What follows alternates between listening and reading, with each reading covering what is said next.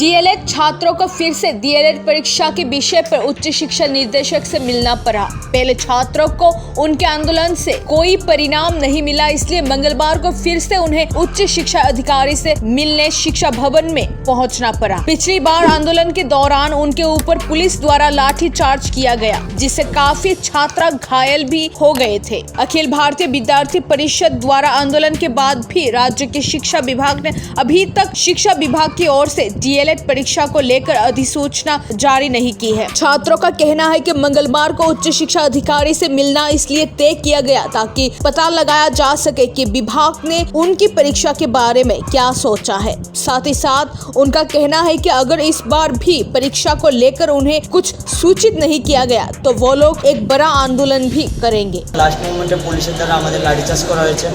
আমাদের সব স্টুডেন্টকে ছেলে মেয়ে সবাইকে লাঠিচার্জ করে এখান থেকে তাড়িয়ে দিয়েছে। তারপর পরবর্তী সময় ডাইরেক্টর স্যার প্রেস কনফারেন্সের মাধ্যমে জানিয়েছে যে পরের দিন 11টার মধ্যে নাকি আমাদের জানিয়ে দেবে যে আমাদের কী ডিসিশন হবে, আমাদের পরীক্ষা কী মোডে হবে সেটা বলে দেবে।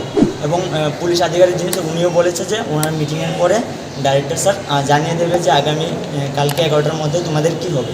বাট পরের দিনও আমরা কোনো ধরনের নোটিফিকেশন ওদের কাছ থেকে পাইনি। তারপর আজকে আরও 2-3 দিন চলে গেল, এখন পর্যন্ত তারা কোনো ধরনের নোটিশ আমাদের জারি করেনি, আমাদের পরীক্ষা কীভাবে হবে কিছু বলেনি।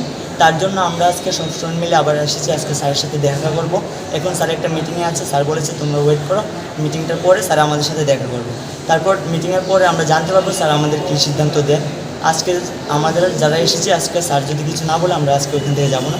আমরা আজকে স্যার আমাদের জানাতেই হবে। আমাদের অনেক হয়েছে, আমাদেরকে অনেক টাইম দিয়েছে স্যার, একদিনের পর একদিন স্যার ঘুরাচ্ছে, কিন্তু এখন পর্যন্ত কিছু জানায়নি। তো আজকে আমাদের স্যার জানাতেই হবে যে আমাদের পরীক্ষা কীভাবে হবে, এটার জন্য আমরা আজকে এসেছি।